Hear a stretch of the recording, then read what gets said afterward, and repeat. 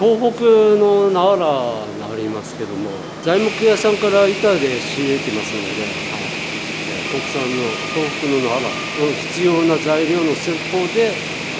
粗できている状況ですね。それから加工するにあたっては、厚みは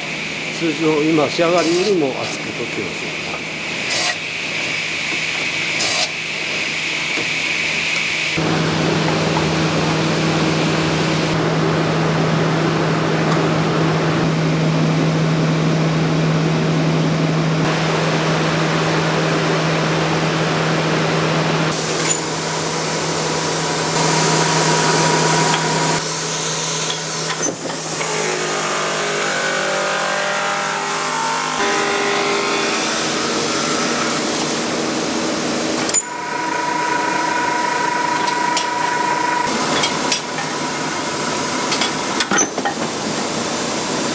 あちらはもう数をこなすためにですね、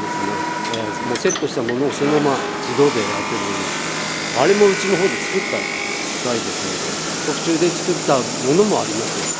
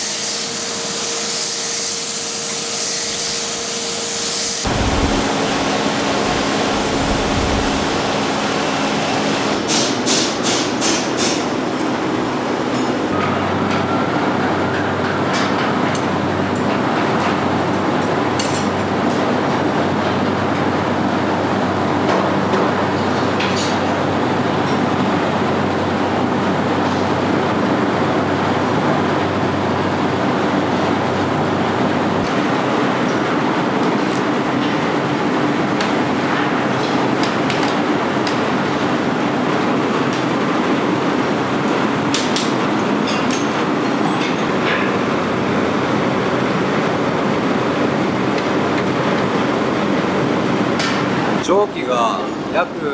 90度から100度ぐらいの温度になってます。でそれで、通常の蒸し釜でだいたい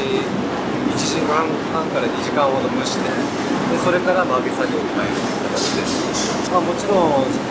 新人とか入った場合は教えながら作業はするんですけど、ただ最初の1年は多分相当苦労すると思う。力の入れ方が全く違うんで、ただ力持ちがやればいいっていうものではないんで、木ってやっぱり成長でまっすぐは育ってないので、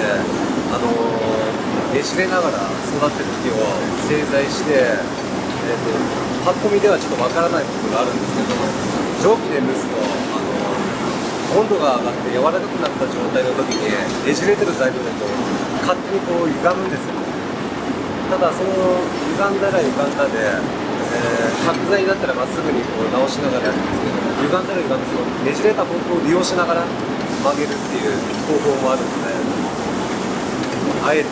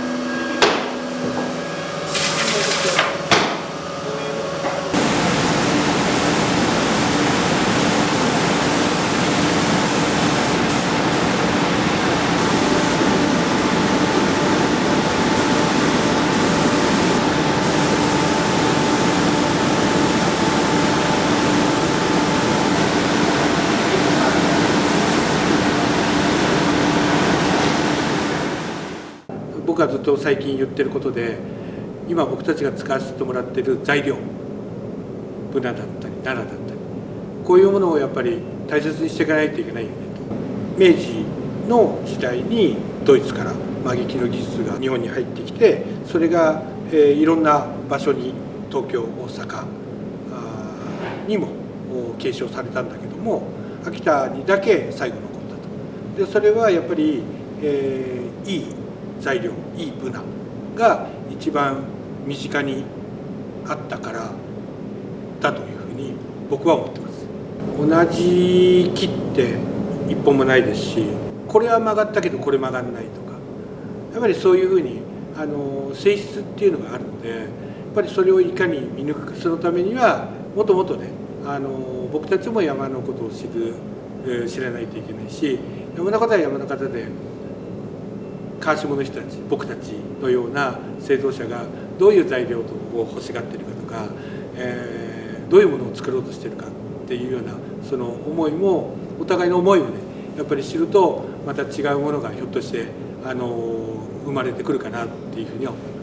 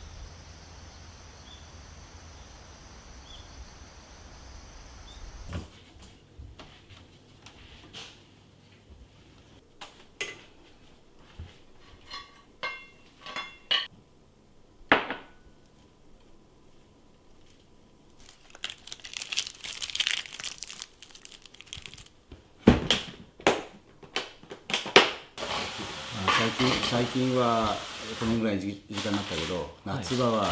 その前はもっと早い4時半の頃来て、朝ごはん前に一仕事して、暑くなるでしょ昼間。満の時期になるともう夏の疲れが来るんだね多分ね、朝も起きられなくて。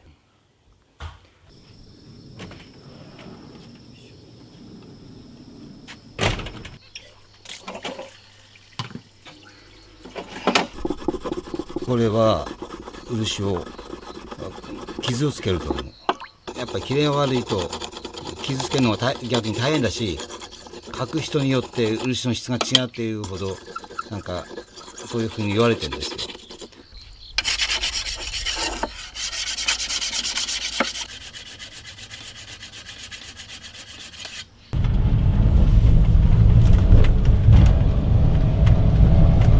漆の木ってこの辺では殺し柿って言って、10年育てて1年で描いて、切り倒しちゃうんですよ。でその木を倒した木を私は薪にしたり土留めの杭にしたりして、漆の木は軽いんですけども丈夫なんですよね、快適は。それで、なかなか腐らないって昔から言われてて、土留めの用の杭としては昔は使ってたらしいですね。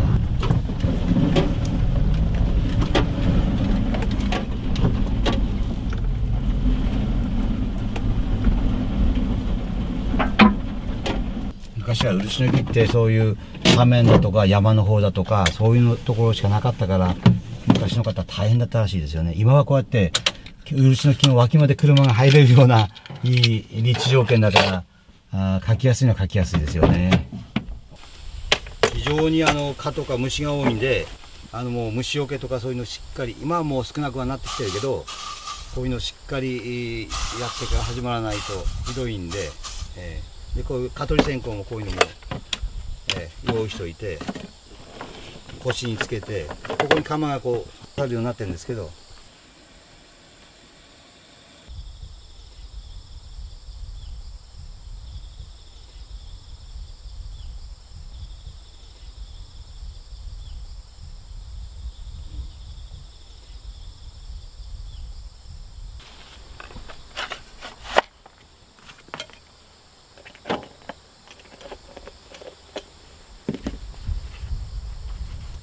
1年で描いてしまうから、私はこのはしごで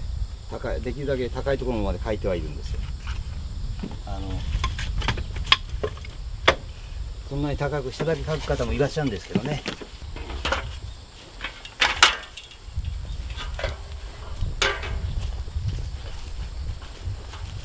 21回、今日22回目ですね。最初1回2回は傷をつけても取らない、傷を慣れさせるっていうのかな。この3回目から少し取る。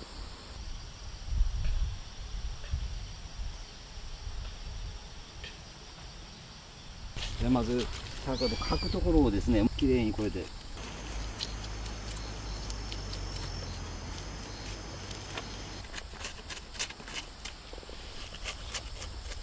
こんなふうに毛肌出したのはあんま良くないんですけどね、削りすぎちゃうの。皮がまだ薄いからどうしてもねペチャブある。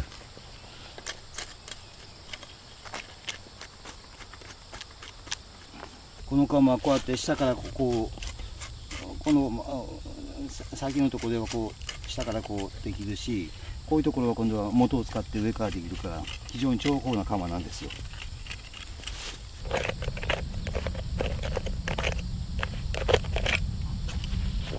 でここから傷をつけていくんですね。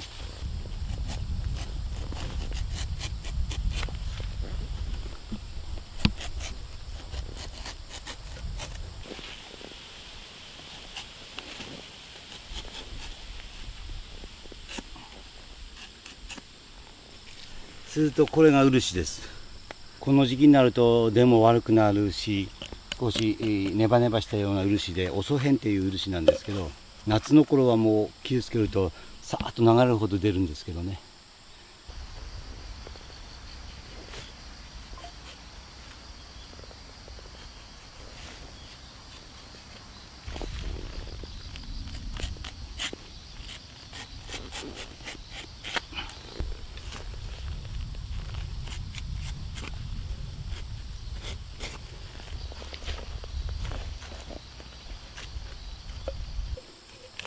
これを本当に一滴一滴こうやって集める。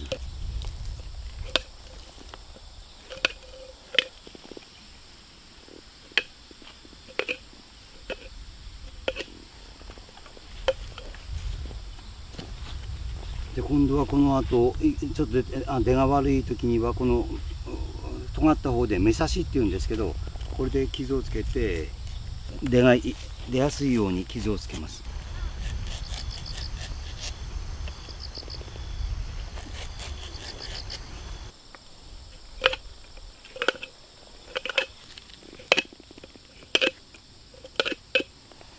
こうやって一通り下が終わったら今度ははしごをかけて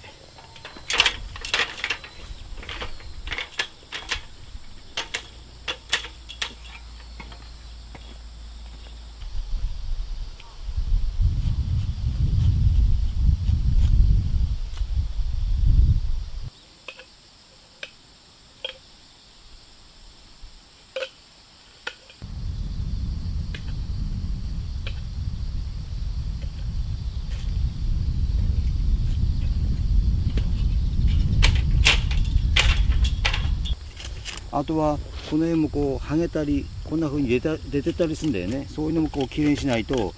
跳ねるんですよ。漆を描いた時にこのなんかこんな風に出てるとこれがポッと跳ねて顔なんかにつくんだよ、漆が。毎回ついてます、肌に。だから帰ってみるとほくろが増えてるような感じで真っ黒に自分で気がつかないからもう固まっちゃって炎症起こしちゃう。そこだけ前私木の上で漆をこぼしちゃって、こことここにこう漆をこぼしちゃって、今もうすごい傷になってますけど。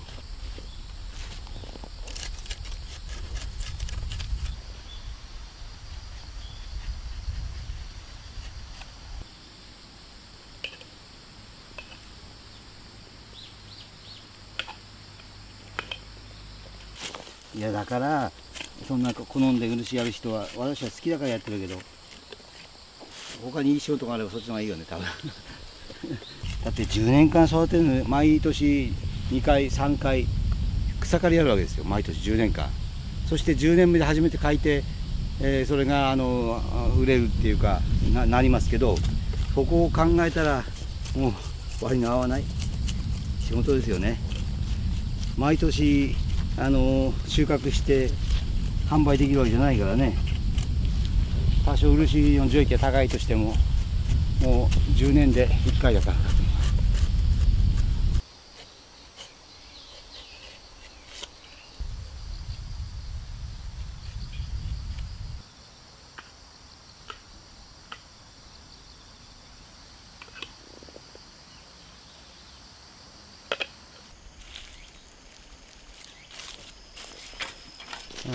涼しいからね、今日は。暑い時はもう六本もかけないで休みながらやってますよ。休みましょう。いつもこうやって一人で朝食事したりとか、あとメール見たりとかニュース見たりとかして少し時間潰して、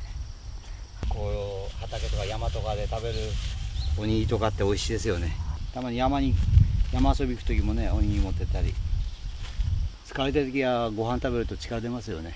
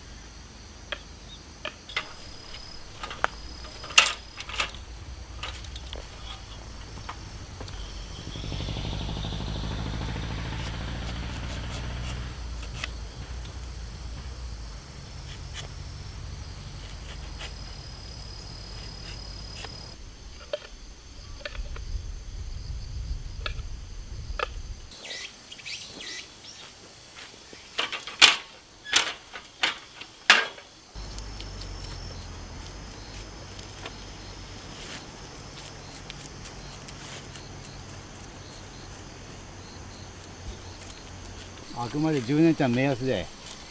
大体10年、あと育ちが悪いと10年以上育てたりとかもありますけど、育ててるうちに枯れちゃう木も結構ありますからね、履く前に。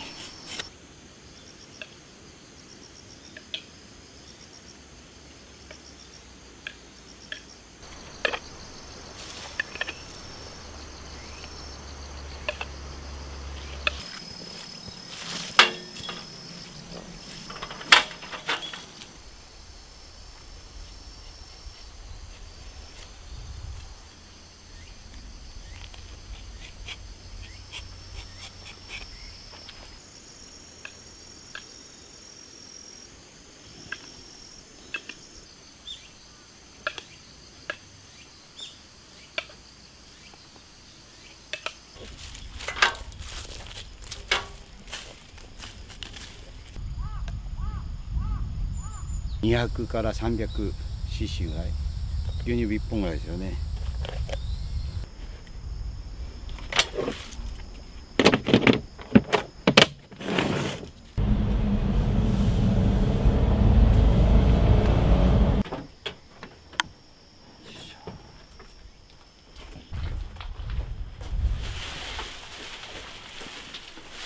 毎回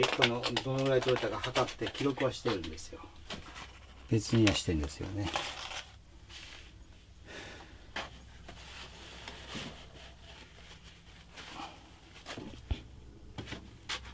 400、これだいたい200なんで器が、だから200グラム、まあそんなもんでしょう。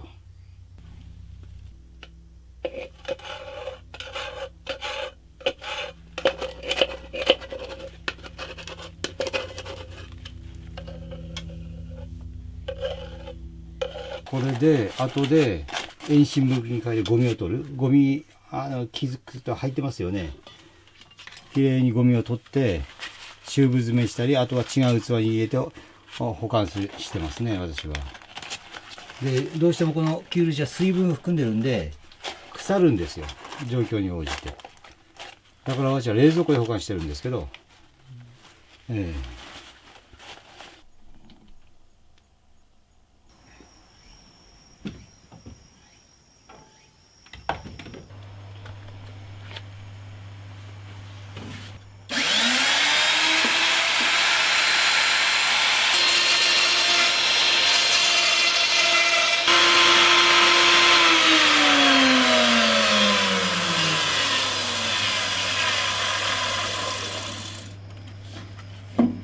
こんな風に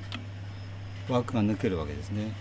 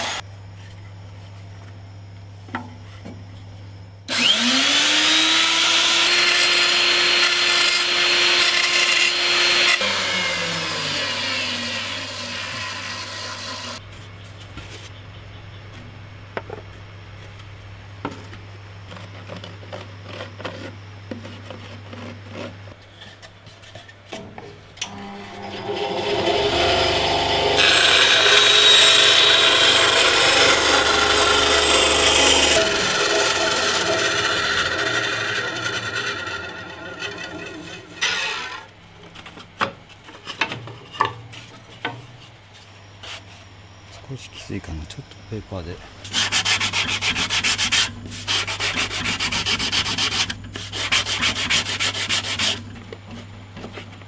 こんな感じで底が入るんですね。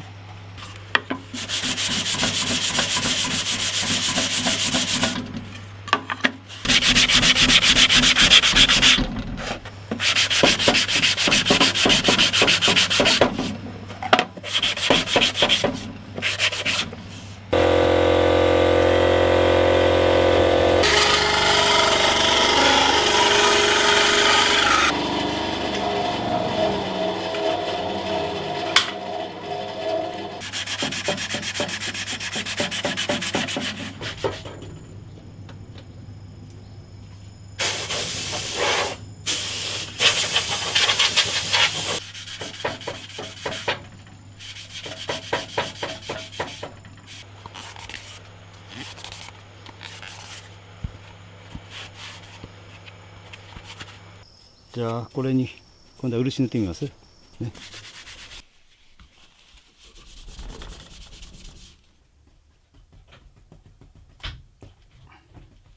もう漆4の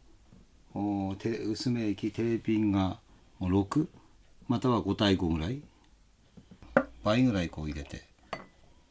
漆をね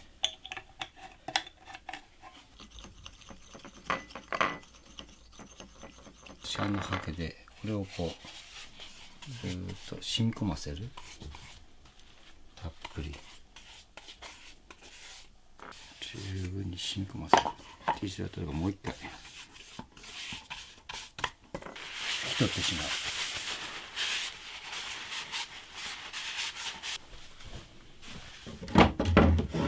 でここで示したタオルが入っているのでここに入れて3日ぐらいこのままの状態で置くということですね。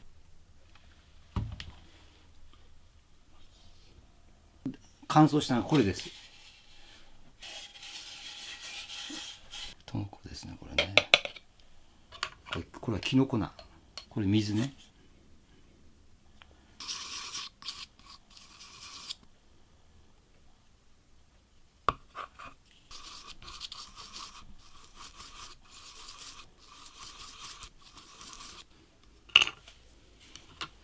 穴に埋めていくんです。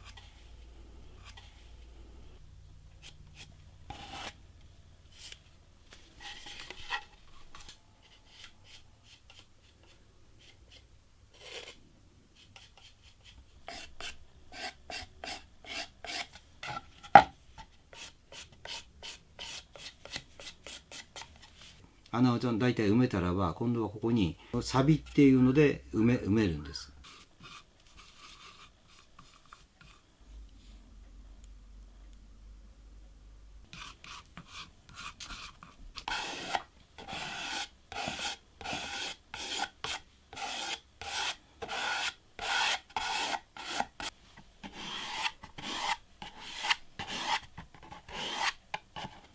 だからできるだけこう平らにして漆がきれいに仕上がるようにということですね。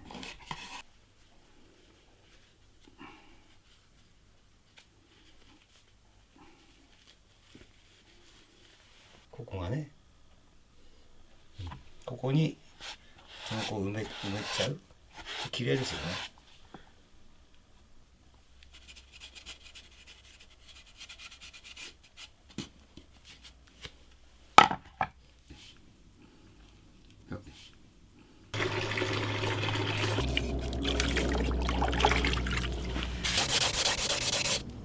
漆の表情がこう出てきますよね、これね。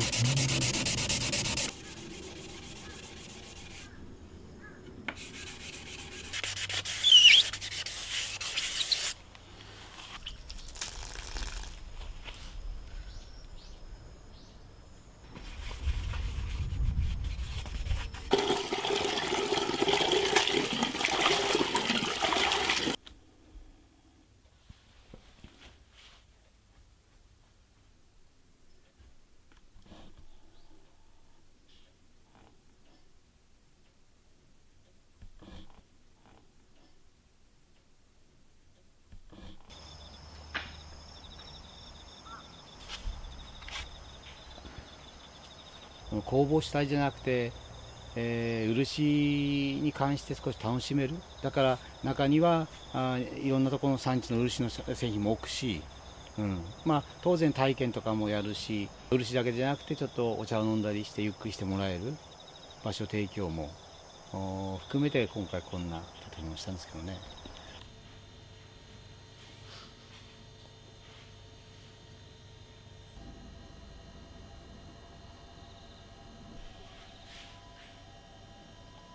非常にここ紅葉が綺麗なんですよ。だからあえてこの高台にして、前のこのワシノス山っていうんですけど、この山が見えるように、それで奥が漆のこちらは展示販売するスペースですね。漆に関わるものを少しずつ増やして、漆でこんなものができるんだっていうのをこう紹介したい。でそれはできれば地元の人に紹介したい。醍醐には漆があって、その漆が原料としていろんなものができてるっていう、そうするとその漆に対する理解も深まると思うんですよね。窓から見えるのは漆の木なので、もう数年経てばもうあの木も描けるから、あそこで描いてそのまま漆を塗る、自分が描いた漆で器を塗ることもできるから、そういうのって唯一無二だと思うんで、そういうのがここで提供できますっていうのをちょっとやっていきたいですよね。いや、年金暮らしでゆっくり旅行してゆっくりした方がいいんじゃないっていう意見も、それは冗談半分にありますけど、私たちも60歳で定年退職して本当にフリーになったので、じゃあ死ぬまで何かやりたいことがあるんだったらば、もう子供たちに迷惑かけなければ好きなことやっていいんじゃないかなっていうのがあったので、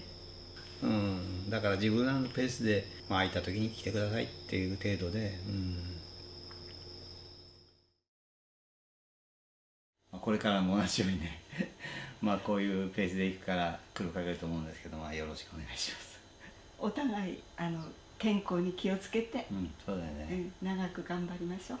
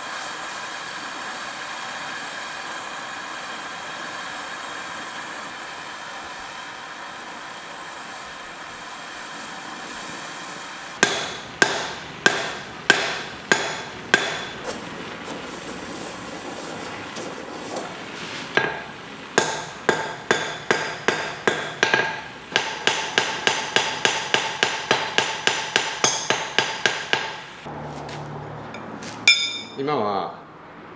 これハムをつけたんですよ。でこれで今からお椀の裏引きっていう刃物を作ったんですけど、角度がやっぱいろいろあるので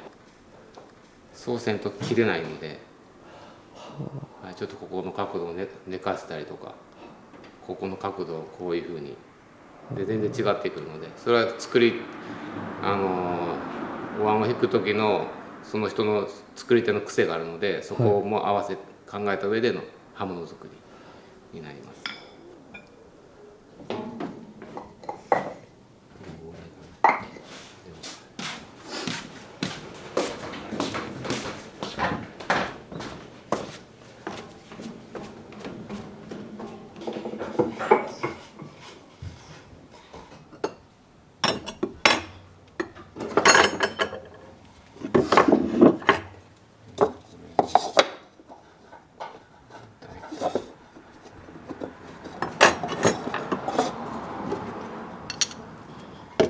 全部このものによってコップやったりお椀にあったりって形が違うので、刃物そのに応じて形を変えて作っていくんですね。これ違うでしょ、これ形がこういう刃物とか、はい、使い分けて作ってきます。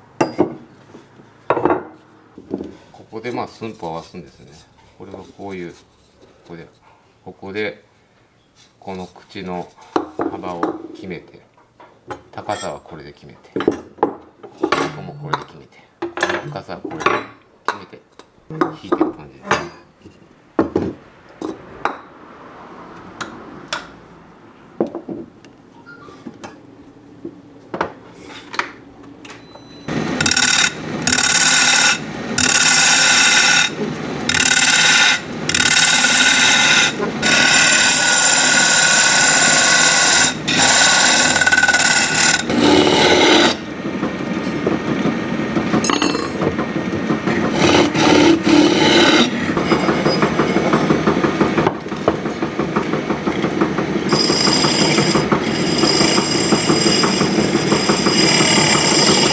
この幅とここの幅が揃ってたら、これが肩が合えば、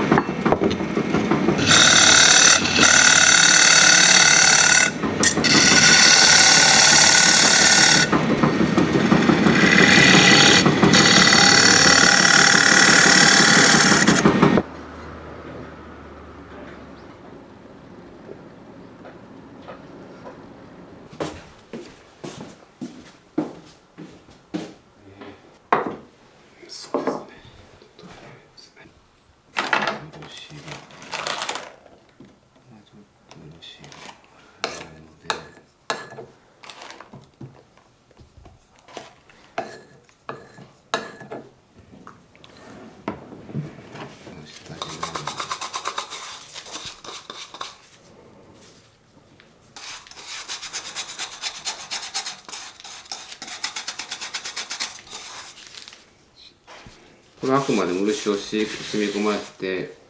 で生地固めっていうんですけれど、とりあえずまず固める。木が動かないように。どうしてもこう水分と乾燥している時っていくら乾燥してても微妙に動く時があるんですよね。それを防ぐのも含めて一回固めてしまいます、漆で。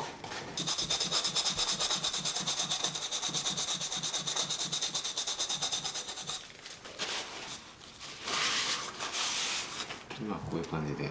重ねる。これで一回乾かすんですね。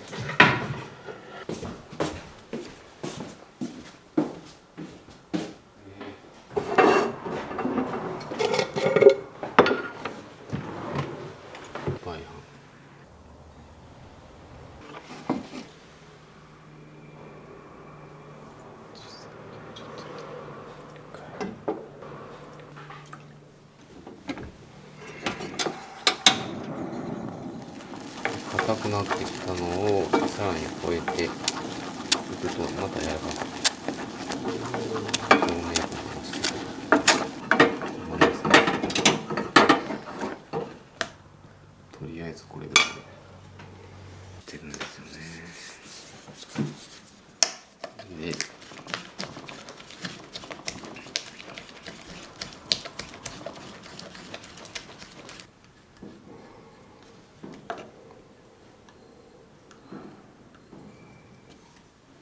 全て漆だけで仕上げてしまうとある意味硬すぎてなんかその弾力性がなくなってしまって逆に割れるひびが入ったりする可能性も出てくるんで、なんかそのあたりのこのいろいろ試行錯誤しながら多分これが一番強いだろうなっていうところで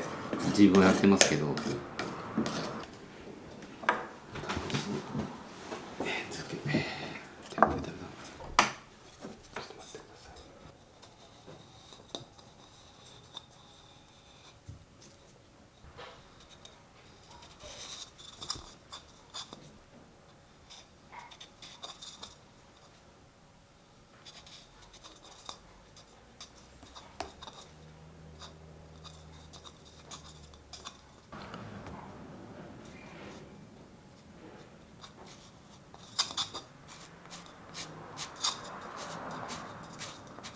やっぱ弱い部分はこの水付けって言われる部分とこの縁がやっぱかけやすいとかここ割れやすいんですよね。小口になってるんで熱いもの入れるとパッと割れたりするのでこれ防ぐために。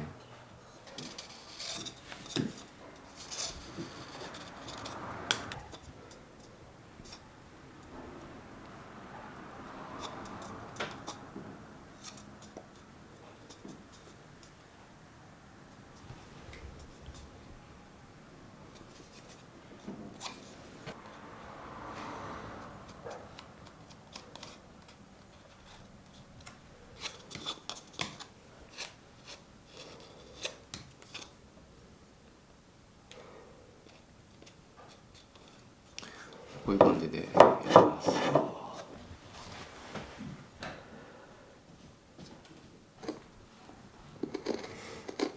段差をなくすんですね。上っ面だけ、上の部分だけカット。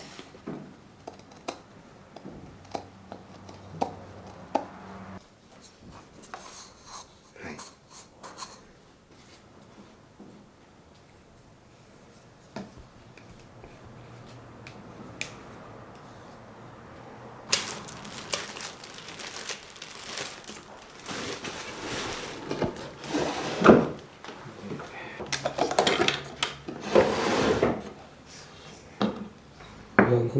これはトノコですね。砥石の粉って書いてトノコ。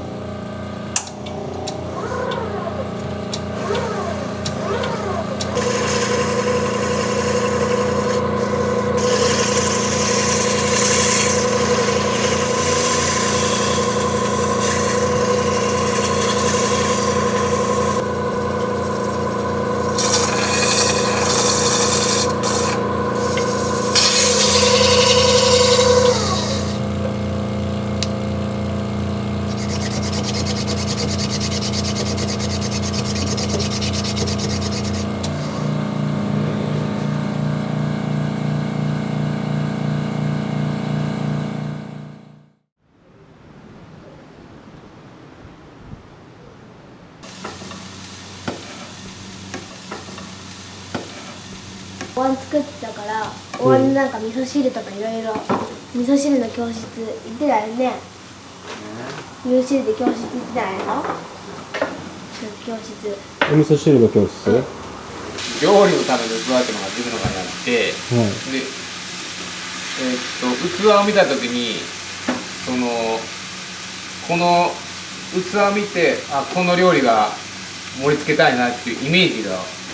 湧くようになりたいと思ったんですよ。それがそうすると自分の料理がこの料理にはこういう器が欲しいなっていうのが結びつくかなと思ったんで、料理ありきなと思うんで、器は。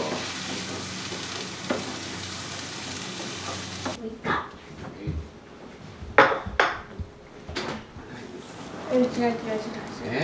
う、それやと思ってんけどな。マップ。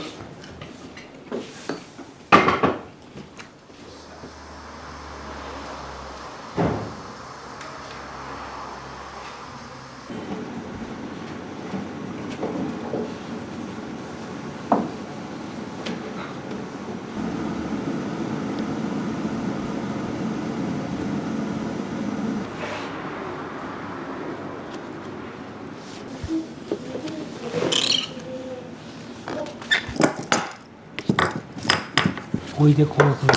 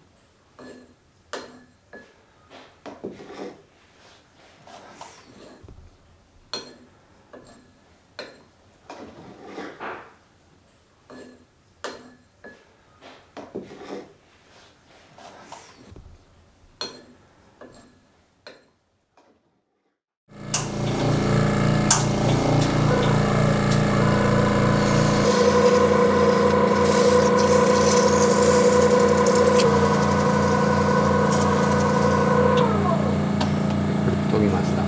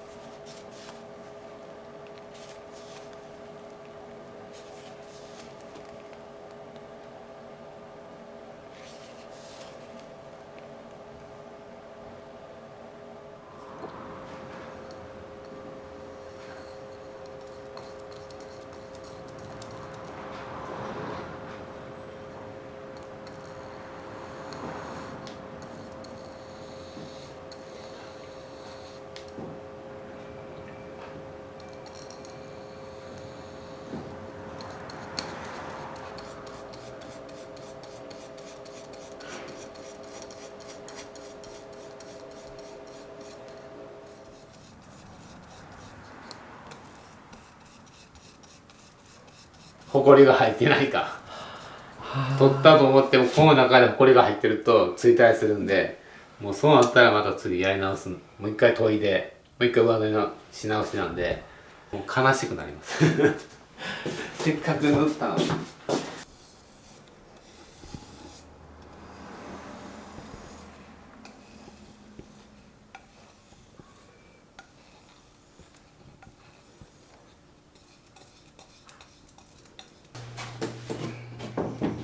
はい、変えてるのに。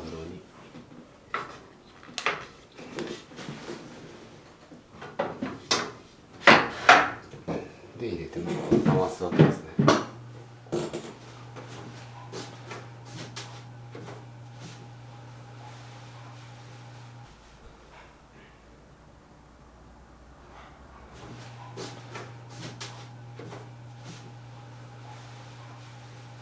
選択肢としていろいろ陶芸とか染色とかね、そういうのいろいろありましたけど、自分はやっぱ木のぬくもりとかそういうものが好きだなっていうのをその時実感しまして、いろいろ見た中で、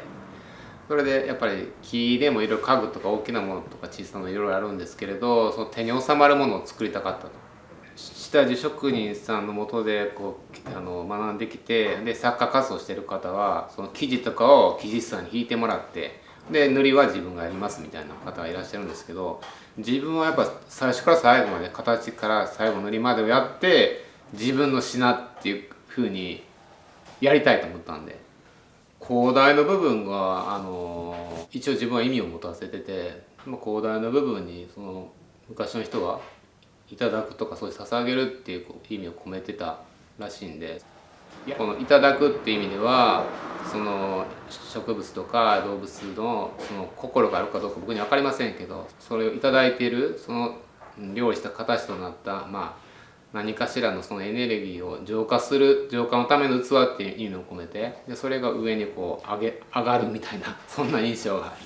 る、そういう器であってもらいたいなっていう。で食卓にこうプラスチックとか陶器の器の中に木の欅のもうパッと見ただけでも自然からこう作られてきた素材恵みで作られてきたっていうものがそこでちょっと実感してもらうことによって、そこね自分らはこうそういうものをいただきながら生きてるっていうのをもう一度思い起こさせるような象徴的なものが欲しいな、作りたいなっていう思いで今やってますけどね。でも使ってくださる方はそんなこといちいち僕はこういうふうに思ってるとか思ってもらわなくてもいいんですけど、それよりも長く割れずにその器がいくことによってそこに何かこういい風を起こしてくれるようであってもらいたいですね、自分の器が。それだけを願います。はい。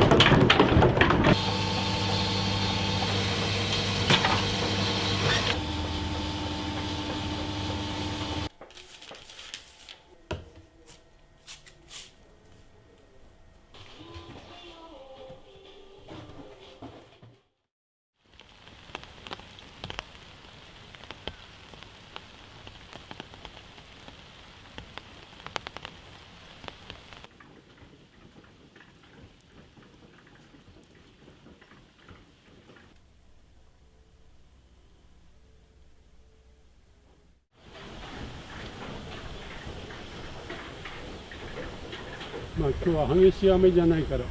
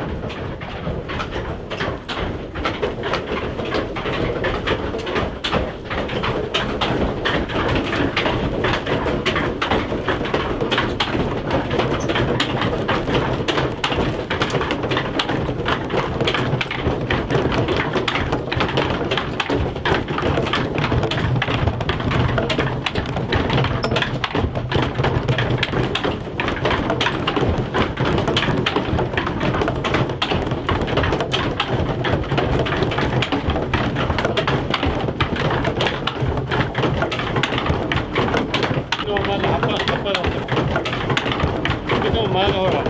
目で見てこんなんじゃないから。明日にならないと。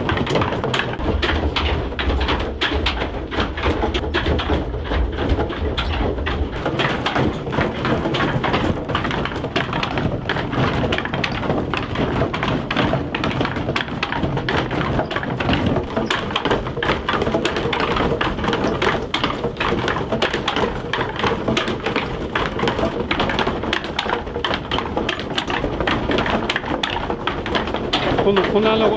細かくなっていくのは音で判断する。明日になると音が変わってくる。それで最後に細かくなって細かくなれば抵抗ないから壊れるわけね。壊れちゃうと大変だから、例えば夜中にそういう風になってきたなと思ったら止めに来なくなるの。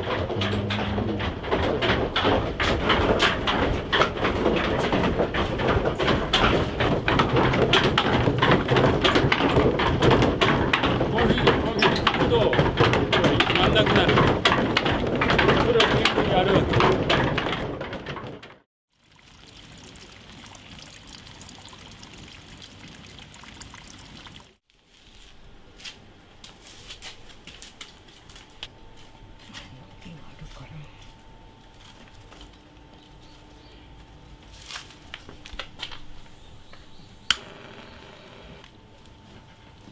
つくからね。うちは SDGs です。昔から昔から今そういう言葉が出てるけどね。そうですよね。でこれをこう持つでしょ。そうすると入ってできるじゃない、こういうふうに。これをまた肥料にするんですよ。畑にまくと肥料になるので。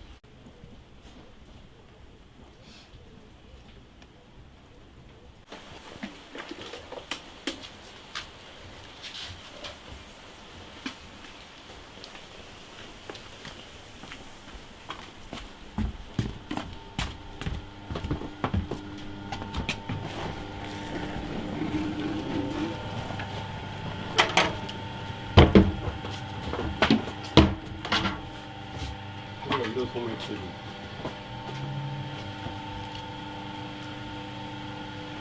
染料が染み込んでくる。やってるうちにだんだん。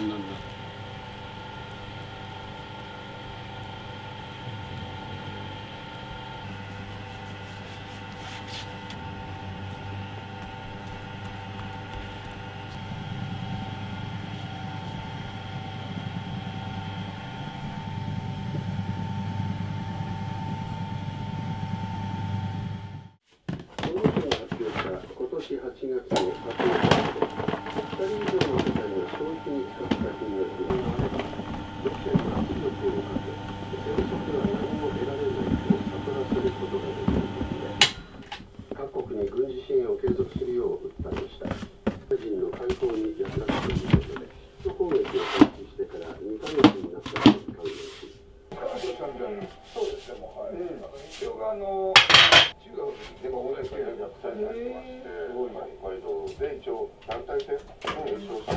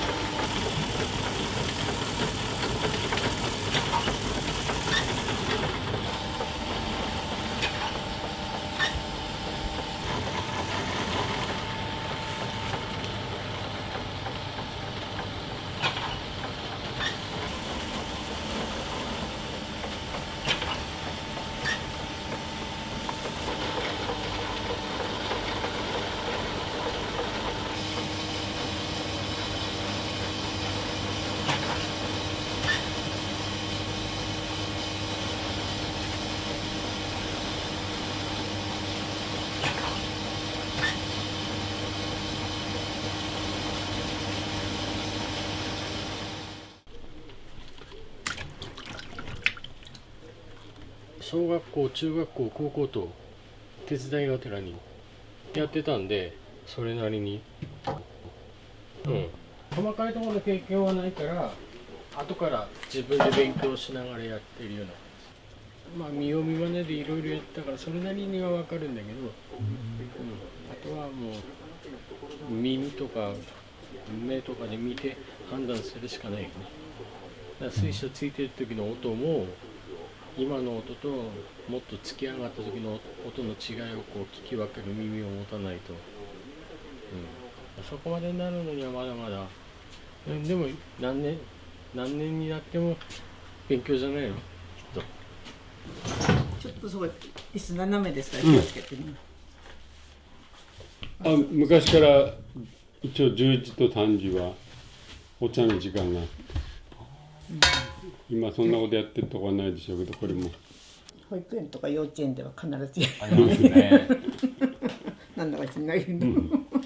効率がいいみたいよ、その方が。だから1日4時間で4時間続けて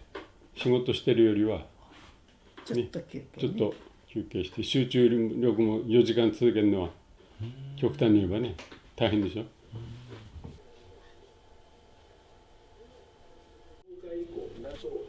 この隙間を、昔はやんなかったんだけど、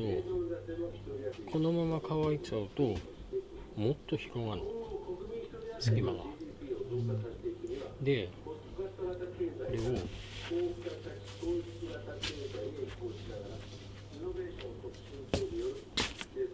綺麗になりましたね。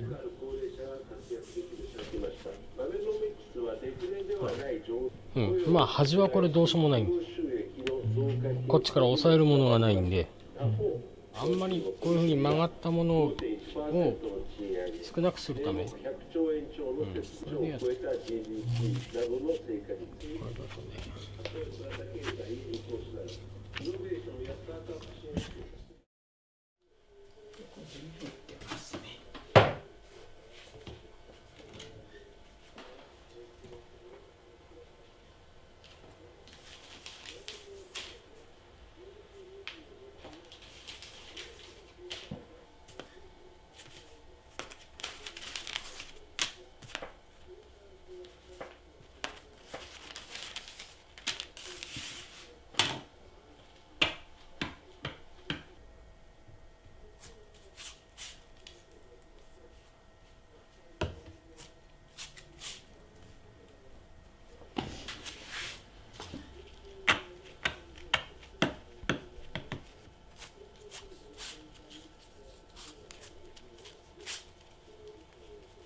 こ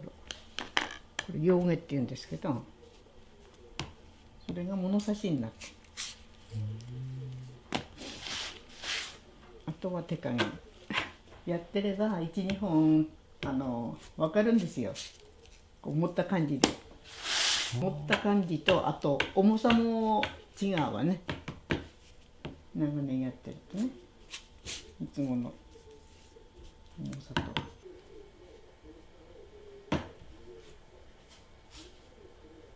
この仕事だって単純作業だけど、最初は大変でしたよ、やっぱり。こう折れたりさ、あとどこで力入れていいか分かんないし、今こうやって喋りながらできるけど、その当時は喋ってたら変なとこなっちゃったりね。最高、お墓参りだよねって、仏壇だよねって、まあそれもあるけど、そうじゃなくてもっと広く香りを楽しむような、それで使ってる人もいます。もともとはだからどっちかというとお香的なものの方が早かったからね、お線香よりは。源氏物語の時代の頃はそういうお香の文化が発達した。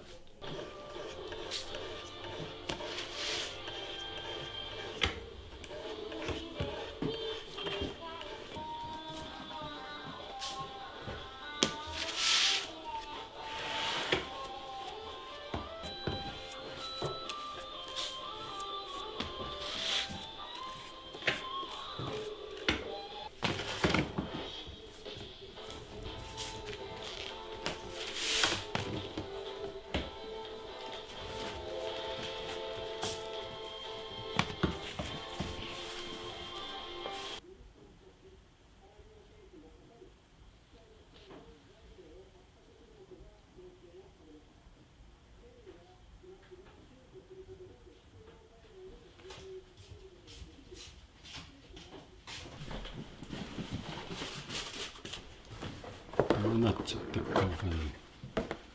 そうそうそ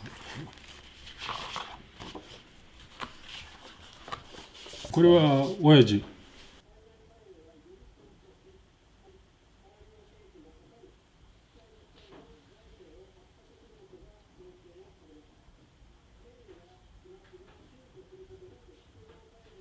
水車の良さっていうのはやっぱりそうゆっくり粉にすることで摩擦が少ないから熱が低く抑えられるからと香りがそこに残る。あまり早くしちゃうと香りが逃げちゃう、ね、だからやってるわけ、水車の良さとこの辺の杉の葉の性質がお線香にいいっていうこと。だから水車を使わないでやるんならやめちゃうぐらい私にとってはいいのができる。それはね、それは違う方法がもちろんあるかもしれない。今の時代だからいろんな機械とかできてきてるからね。でもやっぱり自分として今までやってきた中で経験してきた中でこの方法が一番いいと思ってるから続けられるというかね、必要としてくれるお客さんがいて、成り立ってるっていうかね、あと何年できるかね、それはね、そういうことを考える現実的な年になっちゃったよね。だから本当はもう70だからぐらいになったんだからもうやめてね、少しね楽したいわけじゃないけど違うことやったりとかしたいっていうこともあるでしょうけど、それなりに来てくれて欲しいっていう方もいるしね、もっといればいいんだけど、たった一つでも人とねつながるそういうものがあればやっていけるっていうかね、それでやっているっていうかね。